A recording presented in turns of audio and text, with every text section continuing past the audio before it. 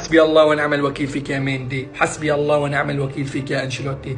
يا انشيلوتي يا ابن الحلال، هاي مباراة مهمة بتروح بتحط لي ميليتاو ظهير. يا اخي والله مو مكانه هذا، كان عم بيقدم عبث كروي، والله العظيم حرام عليكم يا اخي. كنا فزنا المباراة اليوم 3 نقاط، بكره برشلونة قال ان شاء الله بيخسر، انفردنا بالصدارة فارق 3 نقاط، يعني بلعنا ثاني خسارة بهذا الدوري. يا اخي والله العظيم حرام، شو هالمسخرة يا رجل، شو هالمسخرة. الواحد بيكون ملتهن ابو شكله، بيجي بده يحضر مباراة لريال مدريد حتى هيك يستمتع، يفوز ريال مدريد ترتاح نفسيته الواحد. لا اني بالعكس بيخسروا وبتكون انت نفسيتك تعبانه بتتعب فوقها. يعني مندي بيروح بيطالب لي بزياده راتب وبيعمل لي حاله افضل ظهير. يا زلمه انت افضل ظهير يلعن ابو شكلك يا شيخ.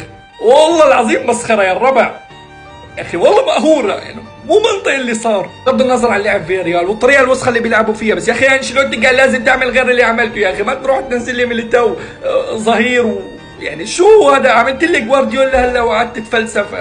والله خساره مستحقه، خساره مستحقه، والله ينعن